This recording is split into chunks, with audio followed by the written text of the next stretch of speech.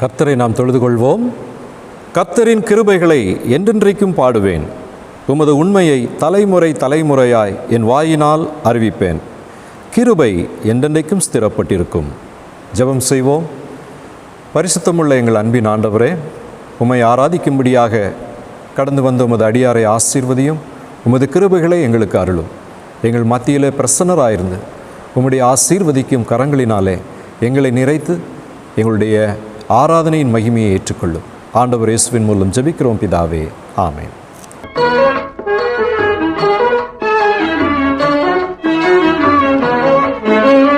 காலமே தேவனை தேடு, சிவகாருண்யர் பாதம் பணிந்து மன்றாடு. காலமே தேவனை தேடு,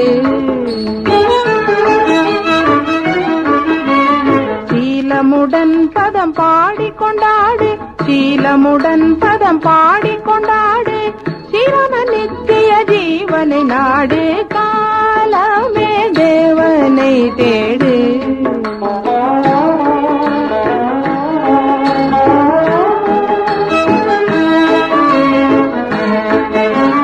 மன்னோயிர்காய் மரித்தாரே, மனுமைந்தன நாமம் வைத்திருந்தாரே. மன்னோயிர்காய் மரித்தாரே, உன் சிருஷ்டிகரை நீ உதயத்தில் என்ன, உன் சிருஷ்டிகரை நீ உதயத்தில் என்ன, உள்ளங்கனிந்து தனி ஜபம் பண்ணு. காலமே தேவனை தேடு.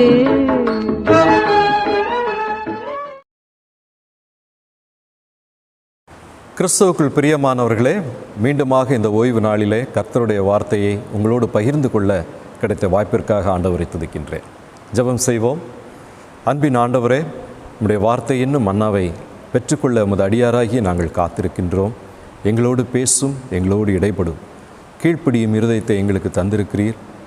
ஆண்டவருடைய வார்த்தையின்படி நடக்க, அதனாலே வளர பலன் பெற உதவி செய்யும்.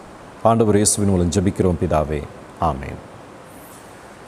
கிறிஸ்துவுக்குள் பிரியமானவர்களே, இந்த அருமையான நாளிலே நாம் ஆண்டவருடைய வார்த்தையை தியானிக்கும்படியாக வந்திருக்கின்றோம். நான் மாதாந்திர தலைப்பையும் ஒவ்வொரு வாரமுமாக அதன் தலைப்பை நான் உங்களுக்கு தர இருக்கின்றேன். இந்த நாளிலே நான் உங்களுக்கு கொடுக்கப்படக்கூடிய செய்தியின் தலைப்பு, பூச்சிகளின் தேவன் நம்மோடு இருக்கின்றார். ரொம்ப வித்தியாசமாக இருக்கலாம், ஒருவேளை சிரிக்கிறீங்களா என்னன்னு சொல்லி தெரியல. ஆனால் நான் வேதத்தை வாசிக்கும்போது இதை தவிர வேறு தலைப்பு எனக்கு தெரியவே இல்லை. இந்த வசனத்தை கவனியுங்கள். ஏசாயா 41:14 யாக்கோபு என்னும் பூச்சியே, இஸ்ரவேலின் சிறு கூட்டமே, பயப்படாதே, நான் உனக்கு துணை நிற்கிறேன் என்று கர்த்தரும் இஸ்ரவேலின் பரிசுத்தருமாகிய உன் மீட்பர் உரைக்கின்றார். இந்த மாதத்திற்கான தலைப்பாக சங்கீதம் 46:11 யாக்கோபின் தேவன் நமக்கு உயர்ந்த அடைக்கலமானவர் என்ற தலைப்பிலே பார்த்து கொண்டு வருகிறோம். யாக்கோபின் தேவன், இங்கே யாக்கோபை தேவன் எப்படி அழைக்கிறார்? யாக்கோபு என்னும் பூச்சியே. அப்படி என்றால் யாக்கோபின் தேவன் என்றால் பூச்சியின் தேவன் என்றுதானே அர்த்தம். யாக்கோபின் தேவன் நமக்கு உயர்ந்த அடைக்கலமானவர் என்றால் கர்த்தர் சொன்ன வார்த்தைப்படியே பூச்சியின் தேவன் நமக்கு உயர்ந்த அடைக்கலமானவர் என்று எடுத்துக்கொள்ளலாம். கர்த்தர் யாக்கோபை ஒரு பூச்சி என்று அழைக்கின்றார். யாக்கோபு யார்? கர்த்தர் தெரிந்தெடுத்த அவருடைய பிள்ளை. மூத்தவன் இளையவனை சேவிப்பான். இதன் மூலம் என்னுடைய தீர்மானங்களையும் என்னுடைய கிருபையையும் நான் உலகுக்கு காட்டுவேன். பின்பு யாக்கோபு என்றால் யாக்கோபின் சந்ததி முழுவதையும் தெரிந்தெடுத்தேன் என்பதற்கு அடையாளமாக இஸ்ரவேலரை ஆண்டவர் தெரிந்து கொள்கிறார். யாக்கோபுக்கு இஸ்ரவேல் என்று பெயர் மாற்றம் நடந்ததென்று போன வாரத்திலே பார்த்தோம். கர்த்தரை முகமுகமாக கண்டதினாலே, கர்த்தரோடு நெருங்கி வாழ்கின்ற ஜனமாய் இருப்பதினாலே யாக்கோபும் அவனுடைய சந்ததியாரும் விசேஷமாக தெரிந்து கொள்ளப்பட்டு அவர்கள் கர்த்தருடைய ஜனங்கள் என்று அழைக்கப்பட்டு உடன்படிக்கை செய்யப்பட்டார்கள். ஆகையினாலே யாக்கோபு என்றாலே பழைய ஏற்பாட்டிலே நாம் பார்த்த ஆபிரகாம், ஈசாக்கு, யாக்கோபு என்ற அந்த தனிநபர் மட்டுமல்ல, அவர்களை தொடர்ந்து வந்த விசுவாச சந்ததியும் பழைய ஏற்பாட்டின் இஸ்ரவேலரும், புதிய ஏற்பாட்டிலே ஆண்டவரை நேசித்து அவருடைய உடன்படிக்கைக்குள்ளாக வந்த சபையாகிய நாமும் கூட யாக்கோபு தான். அது ஒரு சிறு கூட்டம்தான். ஆண்டவர் சொல்லுகிறார், யாக்கோபு என்னும் பூச்சியே, இஸ்ரவேலின் சிறு கூட்டமே, பயப்படாதே, நான் உனக்கு துணை நிற்கிறேன் என்று கர்த்தரும் இஸ்ரவேலின் பரிசுத்தருமாகிய உன் மீட்பர் உரைக்கிறார். இந்த ரீதியிலே பார்த்து செல்லும்போது அவர் பூச்சிகளின் தேவன் என்பதை இன்னும் பலவாறு நாம் அறிந்து கொள்ளலாம். ஒருவேளை இந்த நாட்களிலே வெளியிலே நடக்கும் அநேக காரியங்களை பார்க்கும்போது இந்த வார்த்தை நமக்கு பிரயோஜனமாக இருக்கும் என்று சொல்லி நான் விசுவாசிக்கின்றேன். கொரோனா குறைந்த பாடில்லை, அது வளர்ந்து கொண்டு செல்லுகின்றது. ஒரு சிலர் இது வளர்ந்து தேய்ந்து விடும், சீக்கிரமாக சரியாகிவிடும் என்று சொன்னாலும் அதிலே ஒரு தெளிவில்லை. இன்னொரு பகுதியிலே இது ஒருபோதும் தீராது, உலக மக்கள் அனைவரையும் இது சந்தித்து விட்டு தான் செல்லும். ஆகையினாலே அதற்கு முன்பதாக மருந்து கண்டுபிடித்தால் நல்லது, இல்லது மக்கள் எதிர்ப்பு சக்தியை வளர்த்து கொண்டால் நல்லது. ஒருவேளை இந்த கொரோனா வைரஸோடு நாம் வாழ கற்றுக்கொள்ள வேண்டியது தானோ என்றெல்லாம் இன்றைக்கு பலவிதமான கேள்விகள் ஏற்பட்டு கொண்டிருக்கின்றன. ஊரடங்கை எவ்வளவு நாள் தான் நாம் வைத்திருக்க முடியும்? அப்படியே நாம் ஊரடங்கிலேயே இருந்து கொண்டோம் என்றால் பட்டினிச்சாவு அதிகரிக்கும் அல்லவா? வாழ்க்கையும் வர்த்தகமும் முடங்கி போய் தேசம் ஒன்றுமில்லாமல் ஆகி போய் விடும் அல்லவா என்று ஒரு நிச்சயமில்லாத ஒரு சூழ்நிலை நமது தேசத்தில் மட்டுமல்ல, உலகம் முழுவதும் நிலவி வருகின்றது. உலகம் முழுவதும் மனிதனால் நினைத்து பார்க்க முடியாத ஒரு அழிவை, ஒரு பேரழிவை ஏற்படுத்திய இந்த ஒரு வைரஸ் நிச்சயமாக கடவுளுடைய கணக்கில் இல்லை என்று நினைக்கிறீர்களா? கர்த்தர் காண்கிறார் அல்லவா? இந்த வைரஸை தன்னுடைய கட்டுப்பாட்டிலே வைத்திருக்கிறவர் அல்லவா?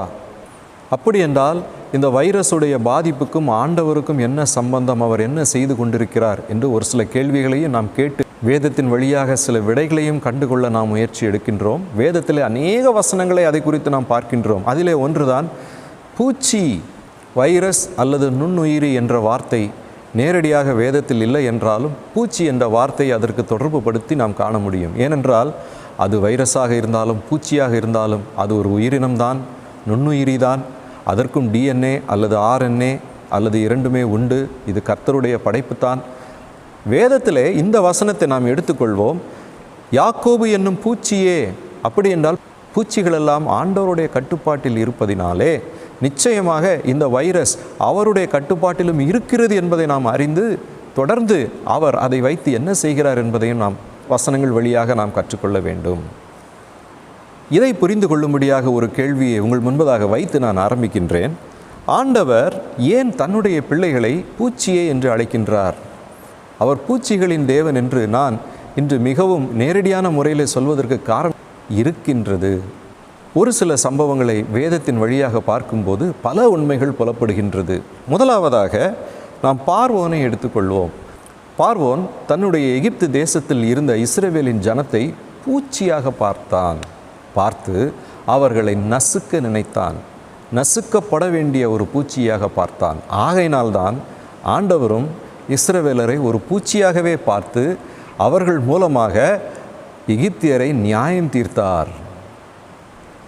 அங்கே பாருங்கள், இஸ்ரவேல் மக்கள் எகிப்திலே அடிமையாக இருக்கும்போது இவர்களை சுலபமாக அழித்து விடலாம், இவங்களை நசுக்கி விடலாம், ஒன்றும் இல்லாமல் பண்ணிடலாம், ஒரு பூச்சியை போல ஒன்றுமில்லாமல் பண்ணிவிடலாம் என்று சொல்லிதான் பார்வோன் ஆளோட்டிகளை நியமித்து அவர்களை அடிமைகளாக்கி வெயிலிலே அவர்களை வாட்டி வதைத்து அங்கே மிகவும் கடுமையான வேலைகளை கொடுத்து அவருடைய பிள்ளைகளை கொன்று அந்த தேசத்திலே அவர்களை பிணங்களாக மாற்றுவதற்காக முயற்சி எடுத்தான்.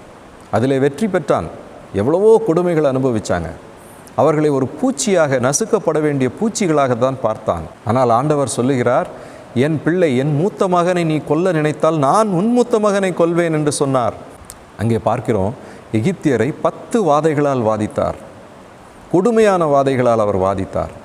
இஸ்ரவேலரை அந்த வாதைகள் தாக்கவில்லை. அந்த 10 வாதையில் 3 வாத பூச்சிகளால் உண்டானது. பேன், தலையில் ஊறக்கூடிய பேனை உடம்பு முழுவதும் வரவிட்டு அவர்களை வாட்டி வதைத்தார். அடுத்ததாக வண்டுகள் வந்து மனிதரையும் மிருகங்களையும் அவருடைய வாழ்க்கை முழுவதையும் நிரப்பி அவர்களை துண்டாடி போட்டது.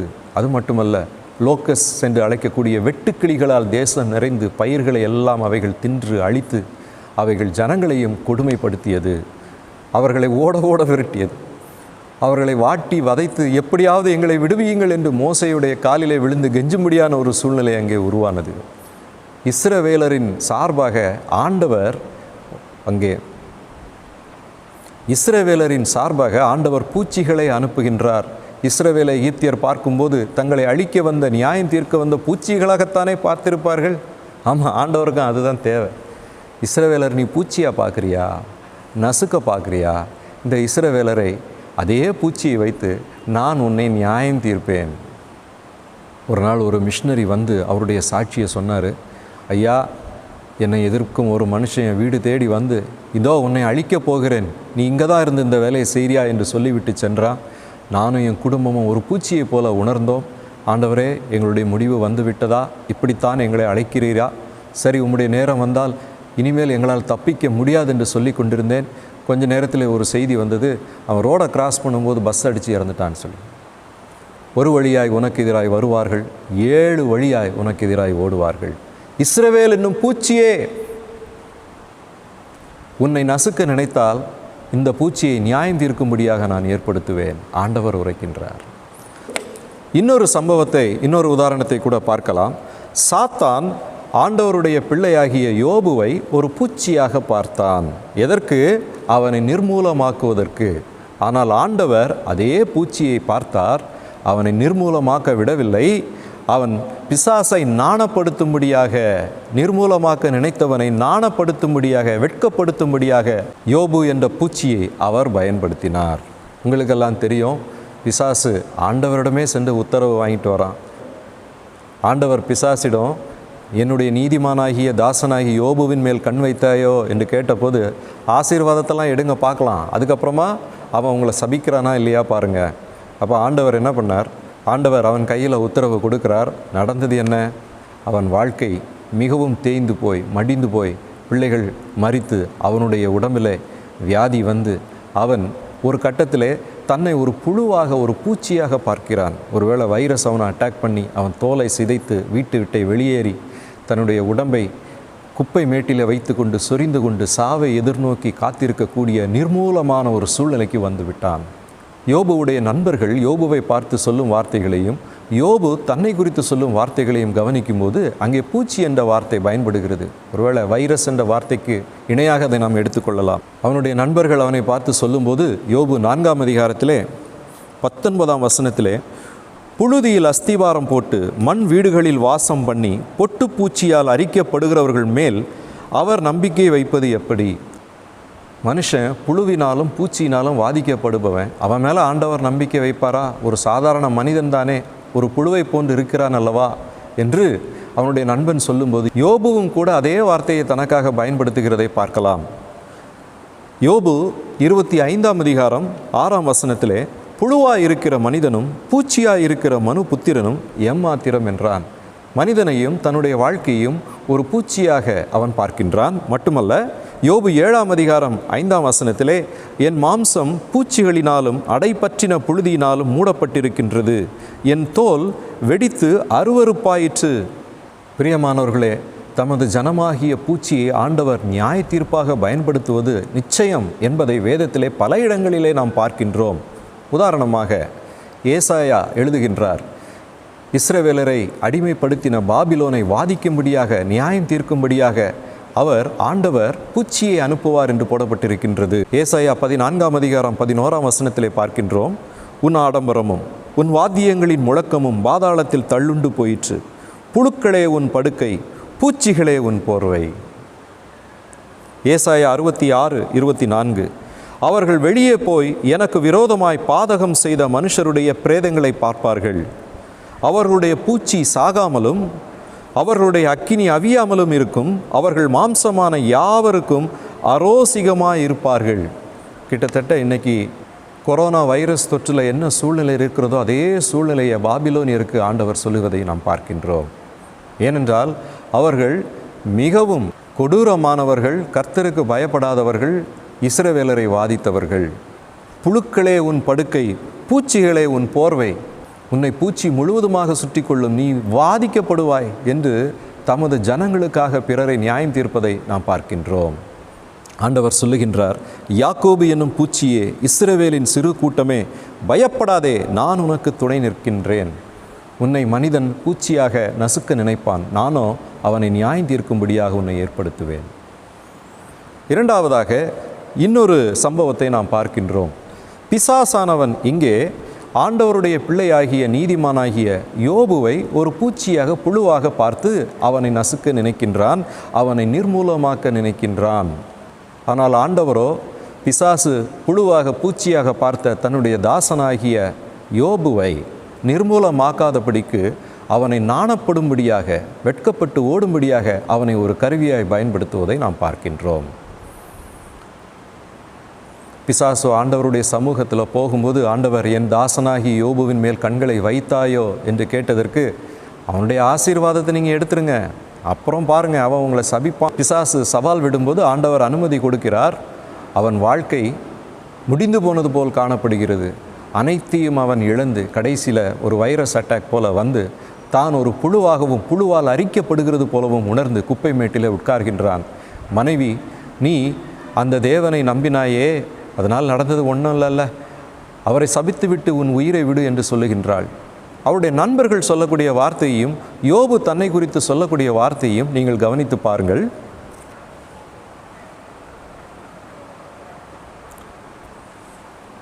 யோபு 4ஆம் அதிகாரத்திலே 19ஆம் வசனத்திலே அவனுடைய நண்பன் யோபுவை பார்த்து சொல்லும்போது, புழுதியில் அஸ்திவாரம் போட்டு மண் வீடுகளில் வாசம் பண்ணி பொட்டுப்பூச்சியால் அரிக்கப்படுகிறவர்கள் மேல் அவர் நம்பிக்கை வைப்பது எப்படி? மனிதனுடைய வாழ்க்கை ஒரு சாதாரணமாக அரிக்கப்படக்கூடிய ஒரு புழுவை போன்று பூச்சியை போன்று காணப்படுகிறதே. ஆண்டவர் அவனை கவனிப்பாரா? அவன் மீது நம்பிக்கை வைப்பாரா? ஆதரிப்பாரா என்றெல்லாம் கேட்கிறார்கள். அந்த வார்த்தையை தனக்காக அப்படியே எடுத்துக்கொண்டு யோபுவும் அதை பயன்படுத்துவதை பாருங்கள். யோபு 25ஆம் அதிகாரம் 6ஆம் வசனத்திலே, புழுவாய் இருக்கிற மனிதனும் பூச்சியாய் இருக்கிற மனுபுத்திரனும் எம்மாத்திரனும் என்றான். மனுஷனே ஒரு புழு பூச்சி மாதிரிப்பா, அவன் ஒன்றும் இல்லை, அவன் எம்மாத்திரம் என்று சொல்லி தன்னுடைய வியாதியை குறித்து சொல்லும்போதும், யோபு 7ஆம் அதிகாரம் 5ஆம் வசனத்திலே, என் மாம்சம் பூச்சிகளினாலும் அடைப்பற்றின புழுதியினாலும் மூடப்பட்டிருக்கின்றது, என் தோல் வெடித்து அருவருப்பாயிற்று. ஏதோ வைரஸ் அட்டாக்னால தான் அவன் பாதிக்கப்பட்டிருக்கின்றான். இப்படியாக தான் ஒரு புழு பூச்சியினால் அரிக்கப்பட்டிருக்கின்றேன், நிர்மூலமாக்கப்படுகிறேன் என்று தன்னைத்தானே அவன் சொன்னாலும் கூட காணாத தேவன் மீது வைத்திருந்த விசுவாசத்தை அவன் விட்டு விடவே இல்லை. ஏனென்றால் அறியாத தேவன், ஏனென்றால் பார்க்க முடியாத காணாத ஒரு தேவன்தான். ஆனால் அவரை ஜீவன உள்ளவராக அவன் நம்பினான். அங்கே நடந்து கொண்டிருக்கும் ஒரு விசுவாச போராட்டத்தை அவன் புரிந்து கொண்டான். அந்த போராட்டத்திலே அவன் பார்க்க முடியவில்லை என்றாலும் விசுவாசத்தினாலே பங்கெடுத்து வெற்றி பெற்றான். மனைவிடம் சொன்னான், கர்த்தரிடம் நன்மை பெற்ற நாம் தீமையை பெறக்கூடாதா? கர்த்தர் கொடுத்தார், கர்த்தர் எடுத்தார், கர்த்தருக்கே ஸ்தோத்திரம் உண்டாவதாக என்று சொல்லி, என்னுடைய சுகத்தையே நீங்கள் கேட்டாலும் உங்கள் பாதபடியில் இறக்கி வைக்கிற ஆண்டவரே என்று சொல்லி அந்த அர்ப்பணித்தான். அன்று அந்த மாபெரும் போராட்டம் முடிவுக்கு வந்தபோது பிசாசானவன் வெட்கப்பட்டான். ஒரு பூச்சியாக அவனை நிர்மூலமாக்க நினைத்தவனை ஆண்டவர் பயன்படுத்தி நாணப்படுத்தும்படியாக, பிசாசை வெட்கப்படுத்தும்படியாக ஆண்டவர் என்று செய்தார் என்றால், அன்பானவர்களே, யாக்கோபு என்ற பூச்சியே விசுவாசத்தில் நிலைத்திரு. ஆண்டவர் உன்னை கொண்டு பிசாசை வெட்கப்படுத்தும்படியாக ஒரு பூச்சியை வைத்திருக்கிறார். யாக்கோபே பூச்சியே பயப்படாதே. யாக்கோபு என்னும் பூச்சியே, இஸ்ரவேலின் சிறு கூட்டமே, நிச்சயமாக ஒருபோதும் பயப்படாதே. கர்த்தருடைய கரங்களிலே நீ இருக்கிறாய் என்பதை மறந்து போகாதே. நீ யாக்கோபு, நீ தெரிந்து கொள்ளப்பட்ட பிள்ளை என்பதை மறந்து விடவே வேண்டாம். இன்னொரு சம்பவத்தை பார்க்கலாம். இஸ்ரவேலர் தங்களை தாங்களே ஒரு பூச்சி கூட்டமாக பார்க்கின்றார்கள். அவர்கள் எகிப்திலிருந்து அழைத்து வரப்படும் போது ஆண்டவர் அவர்களுக்கு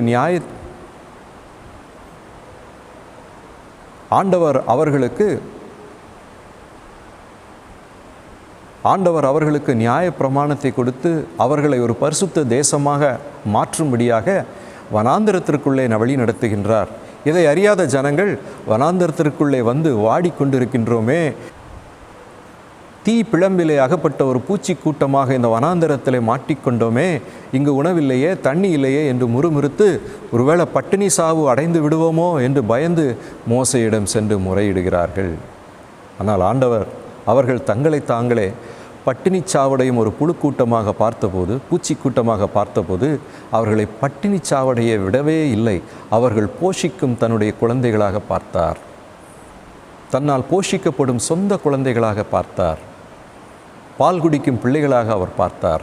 அவர்களுக்கு நீரை கொடுத்தார், அவர்களுக்கு மன்னாவை கொடுத்தார், அவர்களுக்கு காடையை கொடுத்தார். அவர்களை எத்தனை வருடம் வனாந்தரத்தில் இருந்தார்களோ அவர் பொறுப்பேற்று உண்மை உள்ளவராக இருந்தார். பிரியமானவர்களே, எதை குறித்து இன்று நீங்கள் பயந்து கொண்டிருக்கின்றீர்கள்? என் வாழ்வு ஒன்றுமில்லாமல் போய்விடுவோமோ, பட்டினிச்சாவு அடைந்து விடுவேனோ, பஞ்சத்தில் மாட்டிக்கொள்வேனோ? ஆண்டவரால் போஷிக்கப்படுவீர்கள், அனுதினம் போஷிக்கப்படுவீர்கள். அந்த தாய் பறவை அனுதினமும் தன்னுடைய குழந்தைகளை போஷிக்கும் அல்லவா, எங்கிருந்தாவது கொண்டு வந்து போஷிக்கும் அல்லவா. அந்த பிள்ளைங்க எதை குறித்தும் கவலைப்படாமல் அந்த தாயிடமிருந்து உணவை அவர்கள் பெற்றுக்கொள்வார்கள் அல்லவா. அதைத்தான் ஆண்டவர் நமக்கு இஸ்ரவேலர் மூலமாக அன்றே செய்து காட்டினார். நீ பட்டினி சாவு அடைய போகின்ற ஒரு பூச்சி கூட்டம் அல்ல இஸ்ரவேலே, உன்னை நீ அப்படி பார்க்காதே. என்னால் நீ என்னால் போஷிக்கப்பட இருக்கின்றாய். என்னை விசுவாசிக்க வேண்டிய, என்னால் பராமரிக்கப்பட போகின்ற ஒரு பூச்சி கூட்டம் என்று ஆண்டவர் அன்று உரைக்கிறதை பார்க்கிறோம். ஆண்டவர் இஸ்ரவேலருக்கு அளித்த மன்னாவை குறித்த விசேஷமான காரியங்களை பார்க்கும்போது மெய் சிலிர்க்கின்றது. ஆண்டவர் அவர்களுக்கு மன்னாவை கொடுத்தார். அது கொத்துமல்லி அளவாக இருந்தது, அது தேன் பணியாரத்தை போல் இருந்தது என்றெல்லாம் பார்க்கின்றோம். மன்னா என்றால் என்ன? என்னதான் மன்னா? என்ன என்பதை எபிரேய மொழியில் மன்னா என்று அழைத்தார்கள். ஆனால் 3 விதமான மன்னாவை ஆண்டவர் கொடுத்தார். அதை குறித்து நீங்கள் அறிந்திருக்கிறீர்களா? நான் வேதத்தை படிக்கும்போது 3 விதமான மன்னா எனக்கு தெரிகின்றது. சொல்லட்டுமா? யாத்திராகமம் 16ஆம் அதிகாரத்தை எடுத்துக்கொள்ளுங்கள். அதில் 20ஆம் வசனத்தில் முதல் விதமான மன்னா. மோசேயின் சொல் கேளாமல் சிலர் அதில் விடியற் காலம் மட்டும் கொஞ்சம் மீதியாய் வைத்தார்கள். அது பூச்சி பிடித்து நாற்றம் எடுத்தது. அவர்கள் மேல் மோசே கோபம் கொண்டான். ஆண்டவர் சொன்னார், ஒவ்வொரு நாளும் மன்னா பெய்யும், தலைக்கு 1 ஓமர் எடுத்துக்கொள்ளுங்க, அடுத்த நாளுக்கு எடுக்காதீங்க. ஆனால் சிலர் பயந்து போனவர்கள், ஆண்டவரை விசுவாசிக்க திராணி இல்லாதவர்கள், ஆண்டவரை விசுவாசித்து வாழ பழகி கொண்டாத ஜனங்கள் வழக்கத்தின்படியே அதிகமாக எடுத்துக்கொண்டார்கள். நடந்தது என்ன? அன்று அதிகாலையிலே பூச்சி பிடித்தது, நாற்றம் எடுத்தது. ஐயா, அந்த பூச்சி எங்கேருந்து வந்துச்சுது? ஏன் நாற்றம் எடுத்துச்சுது? ஒருவேளை சொல்லலாம், அது கெட்டு போயிருக்கும், அதில் புஞ்ச களான் பிடிச்சிருக்கும், பாக்டீரியாஸ் வந்திருக்கும், ஆகையினால் நாற்றம் எடுத்தது என்று சொல்லி நீங்களெல்லாம் அறிவீர்கள். ஆனால் 6வது நாளிலே அது நாற்றம் எடுக்கவில்லை, அவர்கள் சேர்த்து வைத்தார்கள். 16ஆம் அதிகாரம் 24ஆம் வசனத்தில் மோசே கட்டளையிட்டபடியே அதை மறுநாள் வரைக்கும் வைத்து வைத்தார்கள். அப்பொழுது அது நாரவும் இல்லை, அதிலே பூச்சி பிடிக்கவும் இல்லை. ஆண்டவர் சொன்னார், வாரத்தின் கடைசியிலே 7ஆம் நாளிலே பரிசுத்தமாய் ஆசரிக்க வேண்டிய ஓய்வு நாள் வருவதினாலே 2 நாளைக்கு சேர்த்து எடுத்துக்குங்க.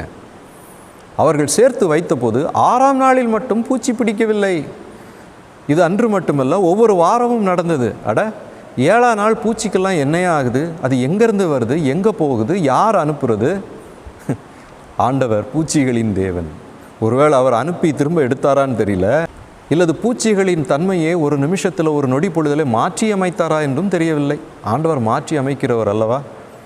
தண்ணியை குடிக்கலாம், குளிக்கலாம், ஆனால் யாராவது அதை பலகை மாதிரி போட்டு நடக்க முடியுமா? ஆண்டவர் நடந்தார். எந்த பொருளின் பயாலஜிக்கல் ப்ராப்பர்ட்டியையும் ஃபிசிக்கல் ப்ராப்பர்ட்டியும் அவர் நினைச்சார்னா ஒரு செகண்டில் மாற்ற முடியும். சொல்கிறாங்க, இன்றைக்கி கூட கொரோனா வைரஸுடைய RNA மாறிக்கிட்டே இருக்குங்க. அது உள்ளே இருக்கக்கூடிய அந்த கோடிங் மாறிக்கிட்டே இருக்குது. ஒரு மருந்து இதுதான் மருந்துன்னு கண்டுபிடிக்க முடியல. ஒவ்வொருத்தருகிட்ட ஒவ்வொரு மாதிரி வேலை செய்யுது, மருந்தை கண்டுபிடிக்க முடியல. ஆனால் ஆண்டவர் சொன்னால் எல்லாம் மாறும். ஒரே நாளின் இரவிலே அவர் அந்த பூச்சிகளின் தன்மையே மாற்றி விடுகிறார். He is changing the properties. எப்படி? இது என்னையா ஆச்சரியம்? யாருடைய கட்டுப்பாடில் இது இருக்கின்றது? அதனால தான் சொன்ன ஆண்டவர் பூச்சிகளின் தேவன். 3வது விதமான ஒரு மன்னா இருக்குது.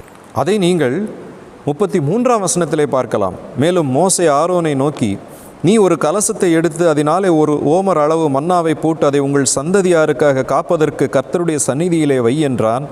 கர்த்தர் மோசேக்கு கட்டளையிட்டபடியே அது காக்கப்படும்படி ஆரோன் அதை சாட்சி சந்நிதியிலே வைத்தான். ஆண்டவருடைய சாட்சி சந்நிதியிலே, ஆண்டவருடைய உடன்படிக்கை பெட்டிக்குள்ளாக அந்த மன்னா வைத்து பாதுகாக்கப்பட்டது. அது வருஷம் பாதுகாக்கப்பட்டது. எப்படி பாதுகாத்தாங்கன்னு தெரியல. அப்போது ஆண்டவர் அந்த பூச்சியின் தன்மையை மேலும் இன்னொரு முறையிலே அவர் மாற்றி அமைப்பதையும் நாம் பார்க்கின்றோம். ஆண்டவர் அற்புதத்தின் தேவன், ஆண்டவர் அதிசயத்தின் தேவன், அவர் பூச்சிகளின் தன்மையை மாற்றி அமைக்கும் தேவன். இன்று உலகம் முழுவதும் கொரோனாவை புரிந்து கொள்ள முடியாமல், அறிந்து கொள்ள முடியாமல் திக்கு முக்காடி கொண்டிருக்கிறார்கள் என்றால், சயின்டிஸ்ட்கெல்லாம், அறிஞர்களுக்கெல்லாம் ஆண்டவர் சொல்கிறார், நீ என்ன ஞானத்தை வைத்திருக்கின்றாய்? உன்னால் கண்டுபிடிக்க முடியவில்லையா? நான் எல்லாவற்றையும் ஒரு நிமிடத்திலே மாற்றக்கூடிய தேவன். என் மீது நம்பிக்கை வை, என்னிடம் திரும்பி வா, என்னை நோக்கி பார்.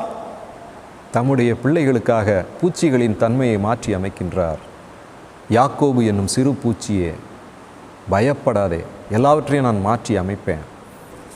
ஐயா வசனம் நல்லா இருக்குது, பூச்சிகளின் தேவன் என்று ஆண்டவரை அறிமுகப்படுத்தி எங்களுக்கு இவ்வளோ சாதகமாக சொல்லிக்கிட்டு இருக்கீங்க, வேறு எதுவும் இல்லையா என்று கேட்டால் இருக்குது. ஆண்டவர் இந்த உலகத்தில் இருக்கிற அனைத்து ஜனங்களுக்கும் பூச்சியை வைத்து, ஆண்டவர் இந்த உலக மாந்தர் அனைவருக்கும் பூச்சியை வைத்து இன்னொரு எச்சரிப்பை அவர் சொல்லுகிறார். அதை குறித்து நீங்கள் தெரிந்து கொள்ள வேண்டும். மத்தேயு 6ஆம் அதிகாரம் 20ஆம் வசனத்தில் போடப்பட்டிருக்கு, பரலோகத்திலே உங்களுக்கு பொக்கிஷங்களை சேர்த்து வையுங்கள், அங்கே பூச்சியாவது துருவாவது கெடுக்கிறதும் இல்லை, அங்கே திருடர் கன்னமிட்டு திருடுகிறதும் இல்லை. ஆண்டவர் சொல்கிறாரு, இந்த பூமியில் பூச்சி அரிக்கத்தான் செய்யும், அது இந்த உலகத்தில் இருக்கிற அனைத்து காரியங்களையும் ஒரு அழிவுக்குள்ளே கொண்டு வரதான் செய்யும், அது உடம்பையும் அழிக்கத்தான் செய்யும். ஆகையினால் தான் நான் சொல்லுகிறேன், இந்த பூமி நிரந்தரமானது அல்ல, நிரந்தரமான ஒரு வாழ்க்கை உங்களுக்கு உண்டு, அதற்காக நீங்கள் இப்பொழுது சேர்த்து வையுங்கள். சேர்த்து வைத்திருக்கிறீர்களா? இங்கே பூச்சி அழிக்கத்தான் செய்யும். ஆண்டவர் ஒன்றும் புதுசாக ஒன்றும் சொல்லலை, அவர் எல்லாத்தையும் சொல்லி தான் வைத்திருக்கிறார், ஏற்கனவே எச்சரித்து தான் வைத்திருக்கின்றார். ஆண்டவர் சொல்லும் வழி என்ன? பரலோகத்திலே நீ சேர்த்து வை. அன்பானவர்களே, தொற்று நோய் காலத்திலே நாம் பயந்து போயிருக்கும்போது நமக்கு ஆண்டவர் எச்சரிப்பையும் கொடுத்து சில காரியங்களை முன்னதாக நமக்கு அறிவிக்கின்றார். அது என்ன தெரியுமா? பரலோகத்திற்காக சேர்த்து வைங்க. உங்களுடைய வாழ்க்கையை, உங்களுடைய ஆத்துமாவை, உங்களுடைய பொருட்களை சேர்த்து வைங்க. பரலோகத்திற்கு எப்படி சேர்த்து வைக்கணும் தெரியுமா? லூக்கா 12ஆம் அதிகாரம் 33ஆம் வசனத்தில் சொல்லியிருக்கிறார், உங்களுக்கு உள்ளவைகளை விற்று பிச்சை கொடுங்கள், பழமையாய் போகாத பண பைகளையும் குறையாத பொக்கிஷத்தையும் பரலோகத்திலே உங்களுக்கு சம்பாதித்து வையுங்கள், அங்கே திருடன் அணுகுகிறதும் இல்லை, பூச்சி கெடுக்கிறதும் இல்லை. சேர்த்து வைத்திருக்கிறீர்களா? எப்படி சேர்த்து வைக்கணுமா? உங்களுக்கு உள்ளவைகளை பிறருக்கு கொடுங்கள்னு சொல்லலை, உங்களுக்கு உள்ளவைகளை விற்று பிச்சை கொடுங்கள். இந்த ஊரடங்கு காலத்தில் மக்கள் பஞ்சத்திலையும் கஷ்டத்திலையும் பாடுபட்டு கொண்டிருக்கும்போது கிறிஸ்தவன் செய்ய வேண்டிய ஒரு காரியம் பகிர்ந்து கொடுக்க வேண்டும். அப்பொழுதுதான் பூச்சி பிடிக்காத சொத்து பொக்கிஷம் பரலோகத்தில் சேர்த்து வைக்கப்படும். பிரியமானவர்களே, இதெல்லாம் எச்சரிப்பாக சொல்லப்படுகிறது. உங்களுடைய ஆசீர்வாதத்திற்கான ரகசியங்களை சொல்லி கொண்டிருக்கின்றேன் ஆண்டவருடைய வார்த்தையின் மூலமாக. உங்களுக்கு உண்டானவைகளை விற்று ஏழைகளுக்கு கொடுங்கள். தேவையில் இருக்கிற ஜனங்களுக்கு நாம் தான் பகிர்ந்து கொள்ள வேண்டும், சபைதான் முன்னுக்கு வர வேண்டும். பழமையாய் போகாத பணப்பைகளையும் குறையாத பொக்கிஷத்தையும் பரலோகத்திலே உங்களுக்கு சம்பாதித்து வையுங்கள். இந்த உலகத்தில் நாம் எவ்வளோ சேர்த்து வச்சாலும் அது குறையதான் போகுது, அது பழமையாக ஆகத்தான் போகுது, அது பயனில்லாமல் போகத்தான் போகின்றது. ஆனால் ஆண்டவர் சொல்லுகிறார், குறையாத பொக்கிஷத்தை பரலோகத்தில் சேர்த்து வைக்க வேண்டும் அல்லவா? ஒருவேளை இன்றைக்கி நம்ம பிரச்சனை என்னென்னா, நானே பரலோகத்துக்கு போவேனா இல்லையான்னு தெரியாது, நான் எப்படி பரலோகத்துக்காக எல்லாத்தையும் சேர்த்து வைப்பது? எவ்வளோ சுலபமாக ஆண்டவர் வழிமுறைகளை மீண்டும் மீண்டுமாக சொல்லுகிறார். மனம் திரும்பி ஆண்டவரை உள்ளத்திலே ஏற்றுக்கொண்டு, இயேசு எனக்காக இந்த பூமிக்கு வந்து பரலோகத்திற்கு போவதற்கு தடையாக இருந்த பாவத்தின் அழிவை சிலுவையில் ஏற்று ரத்தம் சிந்தினாரே, இயேசுவே என்னை கழுவும், நான் உம்மை விசுவாசிக்கிறேன், உம்மை ஏற்றுக்கொள்கிறேன் என்று சொல்லும்போது பரலோக வாசலை அவர் திறந்து, அவர் வழியாக நானே வழியும் சத்தியம் என்று சொன்ன அவர் வழியாக, அவர் மூலமாக அவரை விசுவாசிப்பதினாலே நாம் பரலோகத்திற்கு செல்ல முடியும் அல்லவா? சரியா? பரலோகத்தை பற்றி சொன்னீங்க, பூமியில் எங்களுக்கு ஆசீர்வாதம் இல்லையா? அதையும் ஆண்டவர் சொல்லுகின்றார். பட்சித்த வருஷங்களின் விளைவை உங்களுக்கு திரும்ப அளிப்பேன். பூச்சி பட்சித்த வருஷத்தின் பலனை அவர் திரும்ப தருகிறாராம். இந்த பூமியில் அவருடைய பிள்ளைகளாக நாம் வாழும்போது அநேக காரியங்களுக்காக நம்மை ஆண்டவர் ஒரு பூச்சியாக பாவித்தார், பயன்படுத்தினார், மற்றவர்களோடு சில கஷ்டங்களை அனுபவிக்கும்படியாக செய்தார். ஆனால் அவர் திரும்ப தருகின்ற தேவன். அதற்கு முந்தின வசனங்களெல்லாம் நாம் அதற்கு என்ன செய்யணும்னு சொல்லி போடப்பட்டிருக்கின்றது. 21ஆம் வசனம், தேசமே பயப்படாதே, மகிழ்ந்து களிகூறு, கர்த்தர் பெரிய காரியங்களை செய்வார், பயப்படாதே. அப்போ இந்த காலகட்டத்தில் நம்ம என்ன செய்யணும் என்று சொல்லி அந்த அதிகாரத்தில் முழுவதுமாக போடப்பட்டிருக்கின்றது. யோவேல் 2ஆம் அதிகாரம் முழுவதையும் ஆராதனைக்கு பின்பதாக உட்கார்ந்து ஒருமுறை படித்து பாருங்கள். இந்த நாட்களிலே நாம் என்ன செய்ய வேண்டும் என்று ஆண்டவர் மிக தெளிவாக நமக்கு கூறி வைத்திருக்கின்றார். கர்த்தருடைய நாள் பெரிதும் பயங்கரமுமான நாள் இதோ வந்து கொண்டிருக்கின்றது, அதை சகிக்கிறவன் யார் என்று போட்டுவிட்டு, நாம் எப்படி அதற்கு தப்பித்து கொள்ள முடியும், எப்படி நாம் அதில் விலக்காய் இருக்க முடியும் என்பதற்கான வழிமுறைகளை அங்கே ஆண்டவர் கொடுக்கின்றார். ஆதலால் நீங்கள் இப்பொழுதே உபவாசத்தோடும் அழுகையோடும் புலம்பலோடும் உங்கள் முழு இருதயத்தோடும் என்னிடத்திலே திரும்புங்கள் என்று கர்த்தர் சொல்லுகிறார். நீங்கள் உங்கள் வஸ்திரங்களை அல்ல, உங்கள் இருதயங்களை கிழித்து தேவனாகிய கர்த்தரிடத்திலே திரும்புங்கள். அவர் இரக்கமும் மன உருக்கமும் நீடிய சாந்தமும் மிக கிருபையும் தீங்குக்கு மனஸ்தாபப்படுகிறவருமாய் இருக்கிறார். ஒருவேளை அவர் திரும்பி மனஸ்தாபப்பட்டு உங்கள் தேவனாகிய கர்த்தருக்கு போஜன பலிகளையும் பான பலிகளையும் செலுத்துகிறதற்கான ஆசீர்வாதங்களை அவர் தந்தருளுவார். சியோனிலே எக்காலம் ஊதுங்கள், பரிசுத்த உபவாச நாளை நியமிங்கள், விசேஷித்த ஆசரிப்பை கூறுங்கள், ஜனத்தை கூட்டுங்கள், சபையை பரிசுத்தப்படுத்துங்கள், முதியோரை சேருங்கள், பிள்ளைகளையும் பாலுண்கிற குழந்தைகளையும் கூட்டுங்கள். மணவாளன் தன் அறையையும் மணவாட்டி தன் மறைவையும் விட்டு புறப்படுவார்களாக. கர்த்தரின் பணிவிடைக்காரராகிய ஆசாரியர்கள் மண்டபத்திற்கும் பலிபீடத்துக்கும் நடுவே அழுது, கர்த்தாவே, நீர் உமது ஜனத்தை தப்ப விட்டு புறஜாதிகள் அவர்களை பழிக்கும் நிந்தைக்கு உமது சுதந்திரத்தை ஒப்பு கொடாதிரும் என்று உங்கள் தேவன் எங்கே என்று புறஜாதிக்குள்ளே சொல்லப்படுவானேன் என்பார்களாக. மனம் திரும்பி ஆண்டவரிடத்தில் சேர்ந்து நாம் அறிக்கையிட்டு அழுகையோடும் புலம்பலோடும் ஆண்டவருடைய சபை அவரை சந்திக்க ஆயத்தமாகி கொண்டிருக்கும் என்ற பயத்தோடும் நடுக்கத்தோடும் அவரை சேவிக்க நம்முடைய கவனத்தை திருப்புவோமாக. பிரியமானவர்களே, இந்த நாளிலே நாம் ஒரு பூச்சிதான். பார்வோன் நசுக்கு நினைக்கலாம், ஆனால் ஆண்டவர் அவனை நியாயந்தீர்க்க இந்த பூச்சியை பயன்படுத்துகின்றார். பிசாசு நிர்மூலமாக்க நினைக்கலாம், ஆனால் ஆண்டவர் தம்மை விசுவாசிக்கும் தமது பிள்ளைகளை அவனை நாணப்படுத்தும்படியாக பயன்படுத்துகின்றார். ஏன் கர்த்தருடைய மக்களை சோர்ந்து போய் நாங்கள் பட்டினி சாவு அடைவோமோ என்று நினைக்கலாம். இல்லை, நீங்கள் என்னுடைய பிள்ளைகள், என்னால் பராமரிக்கப்படுவீர்கள், திரும்ப நீங்கள் அனைத்தையும் பெற்றுக்கொள்வீர்கள் என்று ஆண்டவர் சொல்லுகின்றார். வேத வசனம் சொல்லும் வாக்கு தத்தத்தை மீண்டும் ஒருமுறை நாம் நினைவுபடுத்திக் கொள்வோம். யாக்கோபு என்னும் பூச்சியே, இஸ்ரவேலின் சிறு கூட்டமே, பயப்படாதே, நான் உனக்கு துணை நிற்கிறேன் என்று கர்த்தரும் இஸ்ரவேலரின் பரிசுத்தருமாகிய உன் மீட்பர் உரைக்கிறார்.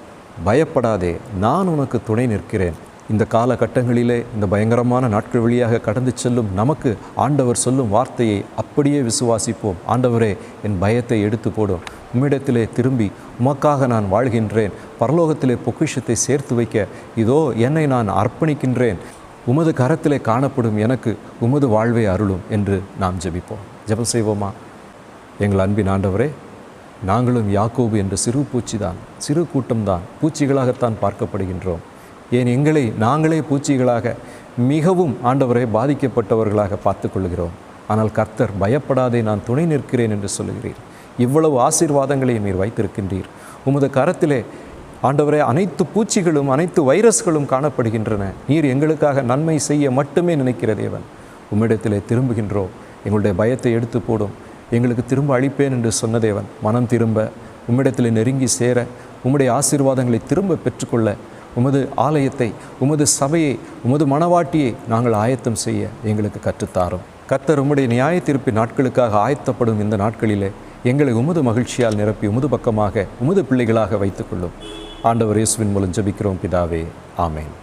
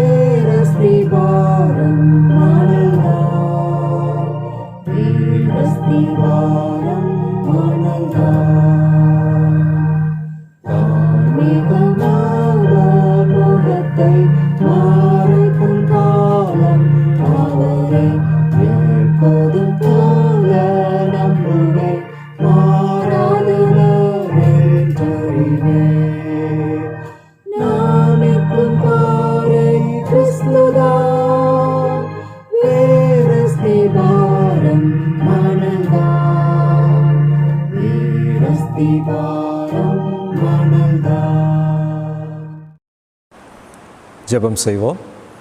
எங்கள் அன்பின் ஆண்டவரே, இந்த நல்ல நாளிலே உம்முடைய பாதத்திலே நாங்கள் பணிகின்றோம். உம்முடைய ஆசீர்வாதத்திற்காக காத்திருக்கின்றோம். எங்களுடைய வாழ்க்கையில் நீர் ஒருவரே உயர்ந்தவர், உண்மை உள்ளவர், பெரியவர் என்பதை அறிந்திருக்கிறோம். உலகத்தின் சூழ்நிலைகள் மாறலாம், எங்கள் தேவன் மாறாதவர். அவர் எங்களோடு இருப்பவர், எங்களுக்காக கிரியை செய்பவர். ஆண்டவர், இந்த வேளையிலே உம்மை நம்பி வந்திருக்கும் உமது அடியாரை ஆசீர்வதியும். நீர் எங்களுக்கு செய்த நன்மைகளுக்கு நன்றி செலுத்துகின்றோம்.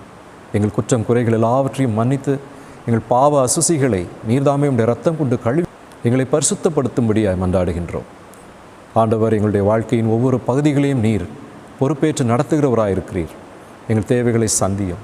எங்களை, குடும்பத்தை, பிள்ளைகளை, பெரியோரை, உறவினர்களை, ஆண்டவர் தேவையுள்ள ஒவ்வொரு மக்களையும் ஆசீர்வதியும். உலகத்தில் அநேக கஷ்டங்கள் உண்டு. விசேஷமாக இந்த வைரஸ் தொற்றினாலே பாதிக்கப்பட்ட அநேக ஜனங்களை நினைக்கிறோம். அவர்களை கண்ணீரோடு நினைக்கிறோம். விடுவிப்பீராக. கர்த்தர் எங்களை சுகப்படுத்துகிறவர் என்பதை நாங்கள் அறிந்திருக்கிறோமே. அநேகருமை அறிந்து கொள்ள ஒரு அற்புதமான காரியத்தை செய்வீராக. எங்களுக்காக கடினப்பட்டு உழைக்கின்ற அநேக மக்கள் உண்டு. அரசாங்கத்திலும், மருத்துவமனைகளிலும், காவல்துறையிலும், இன்னும் பலவிதமான சேவைகளிலும் ஈடுபட்டிருக்கிற ஜனங்களை கர்த்தர் பாதுகாப்பீராக. ஒவ்வொருவருக்கும் உதவி செய்வீராக. எங்களுடைய வாழ்க்கையிலே தொடர்ந்து நாங்கள் உம்மிடமாய் திரும்பவும், கர்த்தர் எங்களுக்கு கொடுக்கப்பட்டிருக்கின்ற வாழ்க்கையை நாங்கள் நடத்தவும் உம்முடைய ஆசீர்வாதத்தின் கரங்களை திறந்து எங்களுடைய தேவைகளை சந்திப்பீராக. எங்களுடைய பாரங்கள், பயங்கள் அனைத்தையும் மாற்றி இந்த நாளும் ஒவ்வொரு நாளும் உம்முடைய பிரசன்னத்தினாலும் கிருபையினாலும் நிறைப்பீராக. துதிகன மகிமை உமக்கு செலுத்துகிறோம். அன்பின் ஆண்டவர் இயேசுவின் மூலம் ஜெபிக்கிறோம் பிதாவே, ஆமென். அன்பானவர்களே, இந்த ஆராதனையிலே கலந்து கொண்ட உங்கள் அனைவரையும் நான் வாழ்த்துகிறேன். இந்த ஆராதனையை தேவைப்படும் மக்களுக்கு நீங்கள் அனுப்பி வையுங்கள். இந்த வாரத்திலே பிறந்தநாள் கொண்டாடுகிறவர்கள், திருமண நாள் அனுசரிக்கிறவர்கள் இருப்பீர்கள். கர்த்தர் தாமே உங்கள் ஒவ்வொருவரையும் ஆசீர்வதித்து பாதுகாப்பாராக, உங்கள் வாழ்க்கை புதுப்பிப்பாராக. தொடர்ந்து எங்களோடு இந்த நிகழ்ச்சியிலே, இந்த சேனலில் இணைந்திருங்கள். தேவன் பெரிய காரியங்களை செய்வாராக. நாம் ஆசீர்வாதம் பெற்றுக்கொள்வோம். நமது ஆண்டவராகிய இயேசு கிறிஸ்துவின் கிருபையும், பிதாவாகிய தேவனுடைய அன்பும், பரிசுத்த ஆவியின் அந்யோன்ய ஐக்கியமும் நம் அனைவரோடும் இன்றும் என்றும் சதாகாலமும் தங்கி இருப்பதாக. ஆமேன்.